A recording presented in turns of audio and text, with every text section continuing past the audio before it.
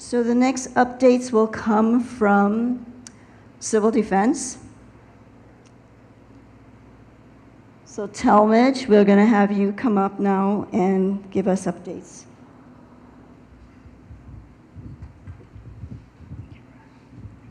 Thank you. Well, good evening, everybody. Thanks for coming out again. I know it's been 4 months. You guys have been pretty steady out here, and we kind of took some breaks, forced breaks as well last week, but we had to take care of that other issue. But anyway, some updates related to FEMA and SBA. September 12th will be the last day to register. Still got a few days, but surprisingly, I still hear of people registering. But make sure you get it in. Make sure you put that sign up with these groups. So if you qualify, you could get some compensation. Also, September 17th, the Pahoa shelter will be closing as well. Again, September 17th. So something new on the agenda that I'm going to add in. Ever since we kind of went through this pause, we also been working on the other end as far as what to do to get folks back to normal life. So one group that's come in, volunteer group, basically with crisis cleanup, Aaron Titus and Susie Bond, I'd like them to come up and explain that program and what they can do for you guys that have been impacted by fallout, so forth. Hello, my name is Susie Bond. I am the current chair of the East Hawaii Voluntary Organizations Active in Disasters. It's been a long road. We started with the REACT, and we've been doing things all along. With Hurricane Lane, we had this opportunity to call in Aaron Titus, who is part of VOAD, and he has got this wonderful thing that he put together, which is called Crisis Cleanup, and it's a way for people to call in and register, and then there are volunteer groups that will see that you've registered, and they will pick your project, and they will do the work. And we are going to start, Aaron is going to set up a sheet, and we're going to start cleaning gutters for people in Leilani so that you can get your roofs and your gutters cleaned off, and you can hopefully get your water systems back up and running so that you can get back into your homes. So Aaron will sort of explain how the process works. Sure. So, aloha. When she says Crisis Cleanup is going to do this, I just run a website. It's the community. It's all of us. It's the local churches who will be helping one another. And the website will just be a place to coordinate. So to request help, you can call, let's see, the 643-5555. Again, 643-5555. Give us like 24 hours to set it all up. And then we'll have, if someone doesn't answer immediately, they will call you back in an hour or two, or certainly within the day. Now, what this will do is this will put you on a list. And we're actively getting together relief agencies that over the next coming weeks, as they have ability, they might contact you and arrange a time to go to your house to clean out your gutters and spray out, maybe skim the tephra off of the top of the catchments. We understand this is just one very small step to a very long cleanup. But what we'd like to do is at least start and get the community at least starting back. And we don't know what phase 2 will look like, but I think that's where we all come in and we all decide what phase 2 looks like together. Let's see, did I miss anything? Yeah, there was something, but it's went out of my head. Okay. Oh, manage expectations. Oh, yeah. Well, and then just the last thing I wanted to mention is that it may take a long time to help everyone. Not everyone may be helped. It just depends on how many people ask and how many volunteers we have. But I can promise you that everybody will do their best. These are neighbors helping neighbors. This isn't somebody coming in, from outside and rescuing anyone. These are your neighbors helping each other. So, thank you, and. You can actually contact your church or another organization like Rotaries or Lions or whoever and get a group together, and you can go on to crisiscleanup.org and register your organization as a cleanup organization, and then you too will be able to access the website and help people by picking projects to go and help clean. We are only starting, the preliminary is the people that are in the non-mandatory to begin with. That's like phase A, and we're just doing roofs and gutters. Okay, so we're not gonna come and clean up your whole life, but we're gonna try and help as much as we possibly can. I know. And so just to be clear, to ask for help, call the phone number, 643-5555. And if you have an organization that wants to volunteer, you can go to crisiscleanup.org and register. That's it, Helmer.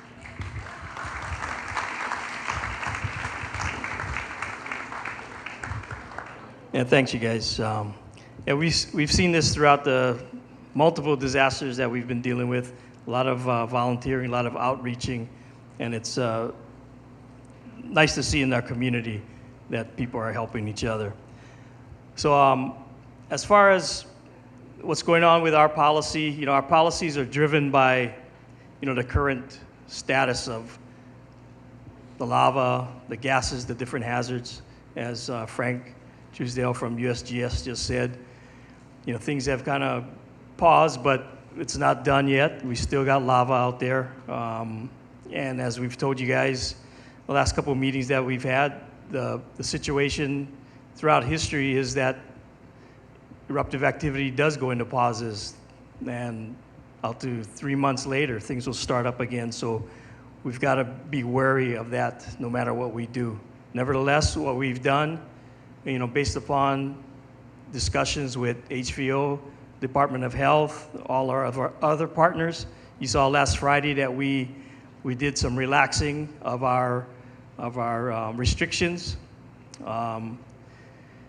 So what has happened is we've created a rule that shuts down the flow field, the whole new flow field, all the fissures, all the features associated with that flow, that eruption, are restricted out to 50 yards from the edge.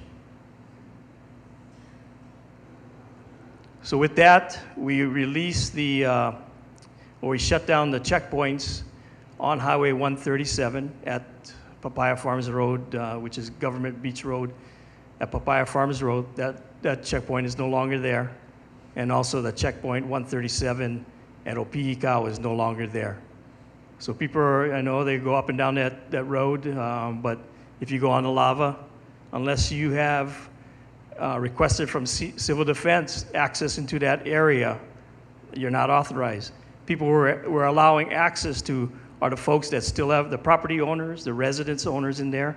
We're trying to protect their property, so we're limiting who gets in there. In the discussions to develop that policy, we understand that there's going to be requests for people to get into certain areas, and so we've built in that authorization. But you still have to go to Civil Defense. I don't think Frank really reviewed the hazards, but they were identified previously out on the flow field as well. As far as the edges are very unstable out there. There's a lot of shelly pahoehoe that you can break through, and I'll go into Pahoa and I'll tell you exactly who went out there, because the lower limbs will be all shredded from the edges. Very sharp lava out there. Also, a lot of the cinder, the pumice, covers, cracks, and so forth. So the geologists are telling us that it's not safe to be out there. So, you just look at me and I'm a civil defense person, but take it from the geologists. It's not safe to be out there. There you go. You can read for yourself. So if gases, you know, if you, like Frank said, if gases are nothing, but if your nose is picking it up, if you just happen to be one of the sensitive population, maybe that little bit's going to affect you. So that's something else as well. So we changed the policy a little bit last week, and we're continuing to look at, you know, adjusting things as mitigations come into place. So I just wanted to pass that on to you guys. This is not a done deal. That we're always looking, you know, to improve things out there for you. But the bottom line is, you know, back to what HVO is saying, this eruption is not over. So even if we allow this, we insist that you guys maintain communication if you're going into the isolated areas. That if we got to get an alarm to you guys to get out, that you can do it at a moment's notice. Okay, so that's all I got for you guys today.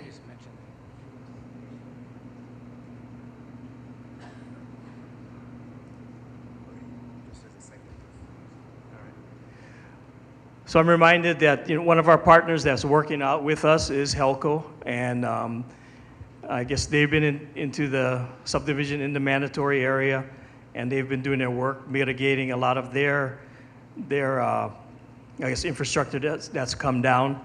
And so at this point, I'll hand it back to the moderator. Thank you, Talmadge. So as we heard, there has been some responsive action. There's been some policies that have changed in response to things that they heard from the community, so, and they will continue to do that.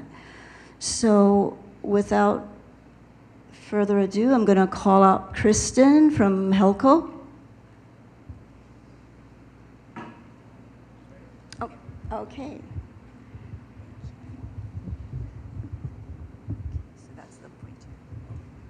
Good afternoon. Thank you for having us today. I'm Kristen Okinaka. I'm the Public Information Officer for Hawaii Electric Light Company.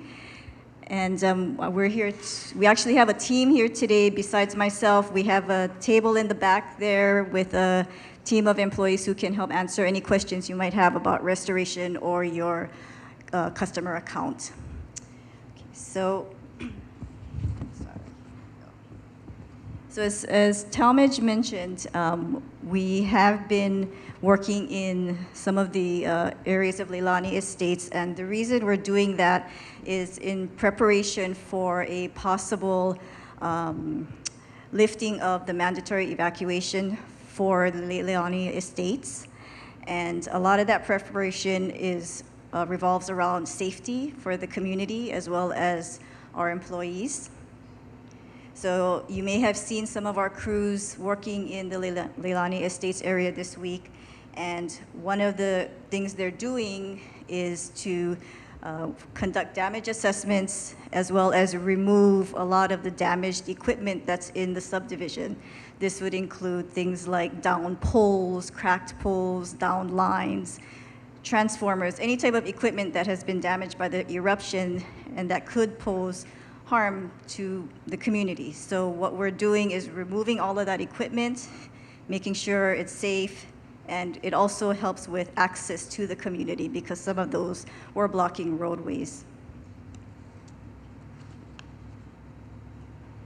So once we do that, we are going to look at, or once Civil Defense does lift the mandatory evacuation, we're going to begin preparations for restoring power to the subdivision. And this is going to be done in a systematic process with a focus on safety. Okay. So we have this map here, and we know that all of you do want to get back to your homes, and that when you do get back to your homes, you're expecting your power to be on so you can go on with your lives. And we are working on restoring that power to you as quickly, as safely as possible. But we are going to do it in a systematic way.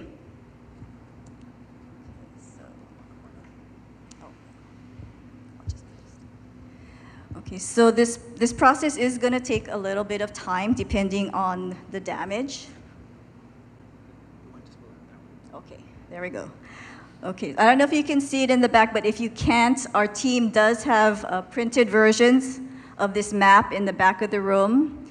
And they can actually, if you can show them where your home is, they can actually give you better information on how power will be restored to your area.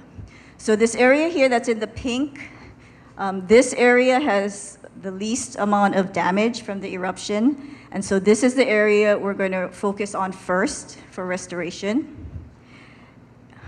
This area here, this one street here is the next area that we're going to focus on once this area is complete.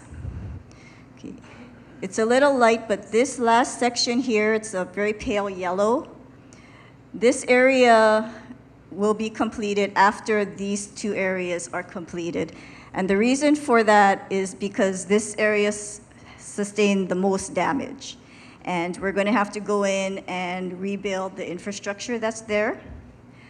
And for those of you who are familiar, Moku Street here, there's still large cracks in the road, and there's also steam emitting from those cracks. So it's something that we do need to take into account when we do rebuild those lines. So it's really all about safety, and we're going to do it in this process. So as I mentioned, we do have a team of employees in the back of the room. I do encourage you to visit them and talk to them to find out more about your home and the restoration for your home. I do want to let you know our employees are committed to getting power restored for you as soon as we can. You may not see the employees working in your area, but rest assured that we are working on it, and we're doing the best that we can. Once the mandatory evacuation is lifted, we do plan to have a presence at the Disaster Recovery Center. So we'll have our team there, and they can assist you with any other questions you may have regarding your restoration or your account. So we do encourage you to visit them. We will let you know when we are there. It'll be via the media or social media, so we will get the word out to you. And I think that's all I have. If you have any questions, again, please talk to our team. You can get that personalized information directly from them. Okay, thank you. Thank you, Kristen. So kind of a common theme that we've been hearing from Frank and Talmadge and even Kristen to some extent is that we are moving from emergency response to recovery. And to speak to us a little more about just that process, I'm going to turn the mic over to Ron to talk to us about transitioning. Thank you, Donna. I'm very aware that it's 5:40 and we want to leave as much time as possible for questions and comments you may have. So I'm going to zip through this really quickly, probably glossing over much of the detail, but I'll be here to answer any questions either through the Q&A or afterwards. I'll be sticking around. So I'll try to keep this quick and fairly superficial. Just want to quickly, as Donna mentioned, explain a little bit about how we're thinking about this transition as the incident winds down, hopefully. What we're doing on the other side of that, which is the transition to long-term recovery planning. And I think we've shown you this slide before in the past, but this is a really unique incident in that normally if you have a hurricane come through or a massive flood like we experienced with Lane, the incident finishes, you quickly transition into recovery mode and can clean up and usually, restore things the way they were. But this is a very unique event in that we can't necessarily restore things the way they were. Plus, the incident has been ongoing for 4 months, and we've had to initiate the recovery process at the same time. Just so you have a big picture sense of those major 3 phases that FEMA thinks about in terms of disasters and how to respond. There's the initial response across multiple sectors, followed by the massive support provided by FEMA. Thank you, FEMA, both in terms of providing assistance to the county to build our capacity and to prepare for replacing and rebuilding, but also all the work they've done to support all of you who've been impacted by providing grants, loans through both FEMA and SBA. But then the third phase is when we start focusing on, again, very holistically and kind of by sector, what the future of the community looks like. And I just want to say up front that will be a process that involves significant community input and involvement. The reason we haven't been doing much of that to date is that we really haven't had a chance and capacity yet to initiate that planning process in a very robust way. But we're gearing up very much to do that, and you should be hearing from us soon in terms of opportunities to provide input, share your experiences as a foundation for beginning to build a plan for Puna's future. I'm going to gloss over these slides that just cover what's been done. Bottom line is, tremendous amount of support has been brought to your community to meet your immediate needs in terms of housing, financial support, economic development, et cetera. At this point, over $17 million have been dispersed in your community, and over $30 million in loans have been authorized. In terms of long-term recovery, just a few caveats. We all recognize it's an enormous undertaking. Your community has been dramatically disrupted and turned upside down, so things are not going to happen as quickly as any of us would prefer. You've heard a lot and seen a lot in the press about our estimates of how much it's going to cost. It's in the $700, $800 million range. The reason we've been doing the forecasting is simply so we can be clear with those who are in a position to help your community provide the financial resources needed. So we've been appealing to the governor's office, the legislature, and the federal government to help us meet that multi-million-dollar need for rebuilding and recovering for the Puna community.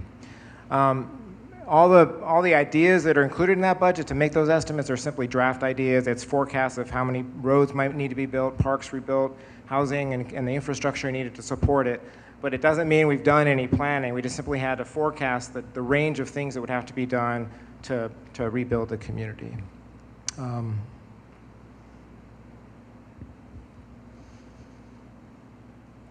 Should also stress that we expect the partnership that's in place between community, county, state government, and federal government to continue moving forward. County does not have the capacity to do this on our own. We need all of your involvement, and we need continued support from the state and the federal government. Very quickly, we've identified some principles that are going to drive this effort.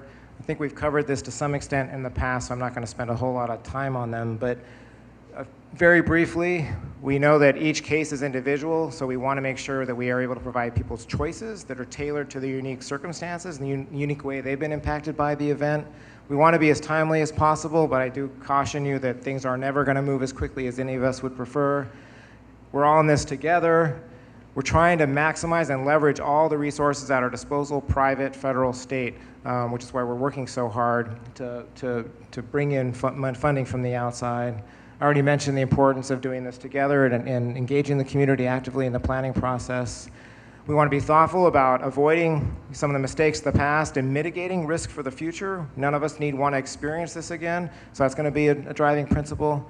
And obviously, we want to address immediate needs, but do it in such a way that we don't jeopardize future choices and goals. We don't want to jeopardize long-term goals to meet immediate needs.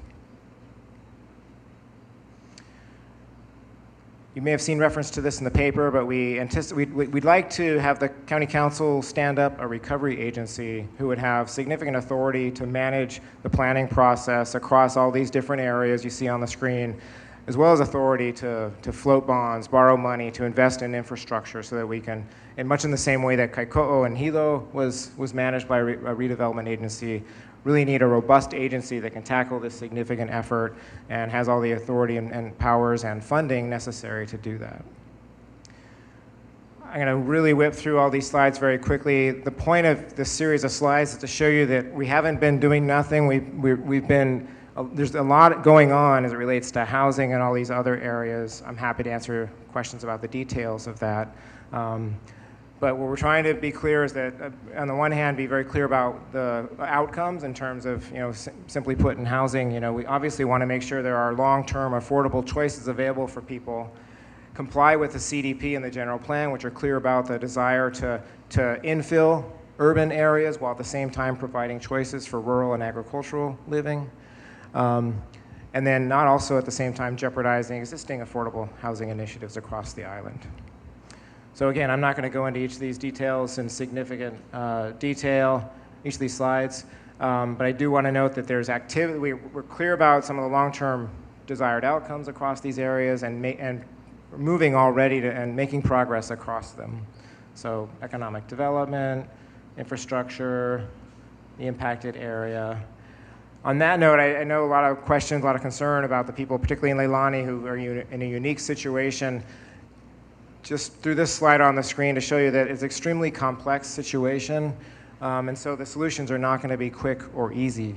The goal, obviously, is to mitigate risk and ensure public safety, while at the same time, honoring and preserving property rights. But we also have an extremely complex diversity of cases. There's areas that are evacuated, inundated, isolated. Some are in lava zone 1, some are in 2, some are built, some are vacant, some are owned, some are second homes, some are rentals. And so each of those in combination represents a unique case that we need to find unique solutions for. Then we need to tailor them to each of your unique circumstances. And so it takes a lot of effort, work, analysis, and funding to provide you the choices and options we know you're going to need to make long-term plans for your future. So very quickly to summarize, immediate next steps. We're working very hard on picking up where FEMA is going to, as they taper off and close the Disaster Recovery Center. Whoops, excuse me. Apologies for that. But so we're prepping to continue case management where FEMA steps down as they close the DRC. We're reconciling our databases to make sure we can continue where they leave off and help every household find resolution to all their challenges and meet their unmet needs. I can't talk until I see the screen. Okay, so and then on the housing front, FEMA helps us with shelters, transitional housing, temporary housing. Our charge ultimately is helping to provide permanent housing solutions. We're working on all those fronts simultaneously. On the economy, we're working very hard with ag producers, both the primary ones in the area are papaya and flower growers, working very hard to help them find new locations for their operations and provide the financing necessary to support their efforts, and also at the same time trying to ramp up tourism marketing efforts to bring people back to the community. At the same time, as I mentioned earlier, trying to secure all the resources we need to support the planning process. Very soon we're going to start engaging you very actively in that planning process. We have a lot of work to do to understand better the hazards and risks in the impacted areas so that we can develop appropriate policy. And then finally, work with the County Council to stand up a redevelopment agency and staff it that then can lead in a coordinated fashion the long-term recovery planning effort. Thank you.